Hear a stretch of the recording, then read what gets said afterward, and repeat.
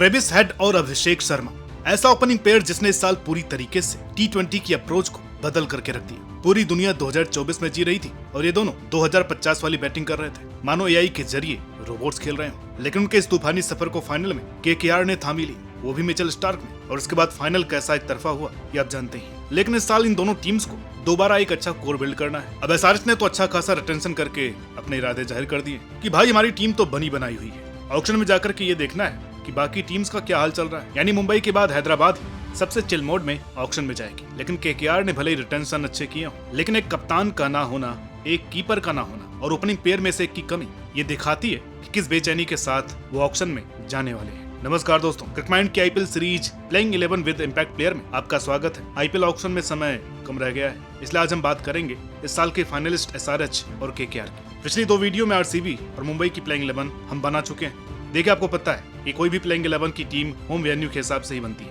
क्योंकि 7 मुकाबले तो घर में ही होंगे।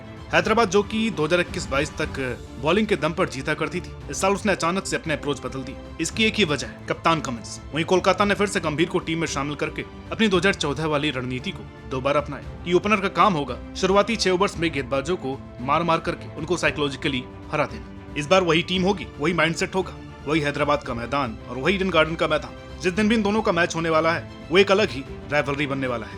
खैर, ये बातें तो होती रहेंगी। आइए प्लेइंग 11 बनाने का काम शुरू करते हैं। तो पहले केकेआर को पकड़ते हैं। इनके पास अच्छा खासा 52 करोड़ का पर्स है। अब बात करते हैं क्या क्या स्लॉट इनको भरना है। इनके पास हैं क्या क्या। एक ओपनर और एक स्पिनर नारायण, एक स्पिनर वरुण चक्रवर्ती, एक पेसर हर्षित, 2 फिनिशर्स रिंकू और रमनदीप। अब 52 करोड़ में से आपको क्या क्या लेना है, लेकिन उससे पहले आप मैक्सिमम 6 विदेशी ही चुनेंगे, क्योंकि लिमिट 8 की। तो 8 में से तो 2 खेलेंगे, सुनील और आंद्रे, बचे 6। एक को आप ओपनर के तौर पर खिला सकते हैं अगर सुनील नारायण अगले साल भी ओपन करते हैं तो। बाकी एक को आपको फास्ट बॉलर के साथ यूज करना होगा। तो चलिए बनाते हैं केकेआर की टीम। 52 करोड़ में से औसतन 1 करोड़ 4 विदेशी खिलाड़ियों पर और 2 खिलाड़ियों पर 5 करोड़ और 10 करोड़ खर्च करने के बाद आपके पास बाकी खिलाड़ियों पर खर्च करने के लिए बचते हैं 33 करोड़। ओपनर के लिए सुनील नारायण और 5 करोड़ के साथ आरटीएम लगा करके रहमानुल्लाह गुरबाज। आप ये सोचेंगे कि फिल सॉल्ट कहाँ गए, भाई उनका रेट ऑलरेडी हाई जाने वाला है। अगर केकेआर के फैंस की नजर से देखें तो हमको फिल सॉल्ट ही चाहिए, लेकिन भाई बाकी टीम भी तो बनानी है, इसलिए गुरबाज को खरीदना पड़ा है। वो अच्छी फॉर्म में भी है, तो इसलिए ये सब करना पड़ा है, इसलिए इस पर माथा पच्ची नहीं करनी है। खैर, नंबर 3 पर चलो मान लेते हैं देवदत्त पडिक्कल को, जिनका बेस प्राइस 2 करोड़ है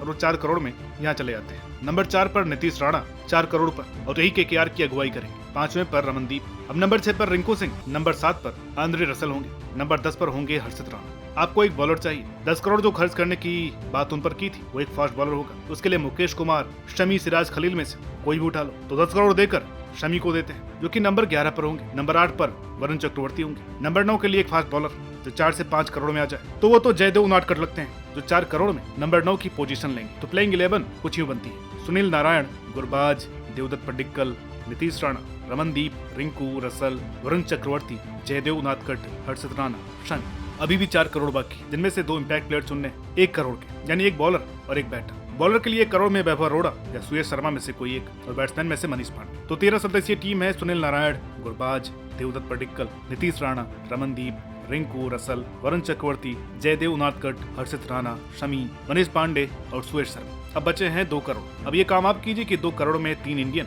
विदेशी कोटे में बचे 4 करोड़ में 5 विदेशी खिलाड़ी चुनने हैं, और आप हैशटैग आमी केकेआर लेकर के अपनी प्लेइंग 11 बना सकते हैं। अब इससे पहले कि आप लोग कमेंट सेक्शन में हमारी बनाई टीम को ये वो कहें, हमें डिस्क्लेमर दे देते हैं। टीम बनाने में बहुत ज्यादा सब्जेक्टिविटी होती है, जो हमें लगा केकेआर के पर्स को देख करके, कोलकाता के ऑक्शन इतिहास को देख करके वो टीम हमने बना दी है। अब आपको एक मौका देते हैं खुद से टीम बनाने का। अब चलते हैं उपविजेता एसआरएच की तरफ, जिन्होंने मुंबई के बाद सबसे बेहतरीन रिटेंशन किया हुआ है। उनके पास पर्स है 45 करोड़ का। अब देखने में ये मुंबई इंडियंस के बराबर लग रहा है, लेकिन अगर तुलना करें तो मुंबई को एक कीपर चाहिए। तिलक वर्मा वहाँ है, वो कीपिंग करते नहीं, जबकि एसआरएच के पास क्लासन है, इसलिए यहाँ पर थोड़ा सा एज है हैदराबाद के पास। और देखते हैं स्पॉट कौन कौन से भरे हुए हैं। तो पहले तो ओपनर्स के लिए कोई मगजमारी नहीं। नंबर 4 भी सॉर्टेड है, नंबर 6 भी सॉर्टेड है, और नंबर 7 पर खुद कप्तान कमिंस है। तो कौन कौन से स्लॉट भरने? पहला तो नंबर 3, दूसरा 1-2 स्पिनर, तीसरा एक फास्ट बॉलर। तो चलिए बनाना शुरू करते हैं एसआरएच की प्लेइंग 11। उससे पहले उनको मैक्सिमम 5 विदेशी और चाहिए। अब मान लीजिए कि वो 4 ही लेते हैं और खर्च कर देते हैं 8 करोड़। बचे हुए बाकी 37 करोड़ से मिनिमम 9 खिलाड़ी भरने, जो ज्यादा मुश्किल काम नहीं है। तो आइए नंबर 3 के लिए बिना किसी संदेह के राहुल त्रिपाठी, जिनका की बेस प्राइस 75 लाख है, वो 3 करोड़ में ही आ जाएंगे। नंबर 5 के लिए 12 करोड़ में वासी सुंदर आ जाएंगे। अब बचते हैं 22 करोड़। नंबर 8 के लिए 1.5 करोड़ में उमरान मलिक। नंबर 9 के लिए भुवनेश्वर कुमार, लेकिन उनका प्राइस 4 करोड़। नंबर 10 पर 5 करोड़ में टी नटराजन और आखिर में 11 पर एक स्पिनर, एडम जेम्पा या शमसी में से कोई एक। अब मान लीजिए जेम्पा, वो भी 5 करोड़ में, तो प्लेइंग 11 कुछ इस तरह से बनती है। Travis head, Abhishek Sharma, Rahul Tripathi, Anrich Klaasen, सुंदर, रेड्डी, कमिंस, उमरान मलिक, भुवनेश्वर कुमार, टी नटराजन और एडम जेम्पा। हमने एक विदेशी खिलाड़ी लिया 5 करोड़ में, यानी 3 खिलाड़ियों के लिए बचते हैं 2 करोड़ और 37 करोड़ देसी खिलाड़ियों में से हमने 25.5 करोड़ खर्च कर दिए, बचते हैं 11.5 करोड़। इनमें से पहले हमें 2 इम्पैक्ट प्लेयर ढूंढने, यहाँ एक चालाकी करनी पड़ेगी। अब बिना काव्या मैम को बताए भी ये 13 करोड़ में से हम 4 करोड़ में ग्लेन फिलिप्स को ले लेते हैं इम्पैक्ट बैट्समैन के तौर पर, यानी कि जब ये सारे चेज करने उतरेगी तो जेम्पा को बिठाकर इनको लेकर के आएंगे। अगर डिफेंड करने उतरेंगे तो उसके लिए एक बॉलर चाहिए होगा।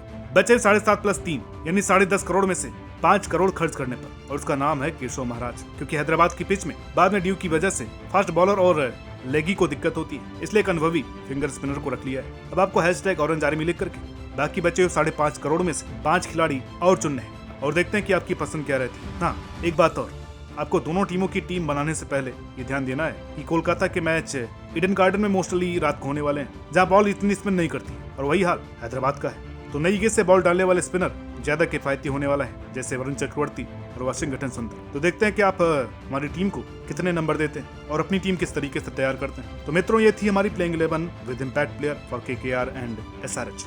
अगली वीडियो में बात करेंगे धीरे धीरे अपनी अलग ही राइवलरी की दुकान खोलने बैठे पंजाब और दिल्ली की। तब तक आप अपनी प्लेइंग 11 बनाइए और देखते हैं कि ऊंट किस करोड़ बैठता है।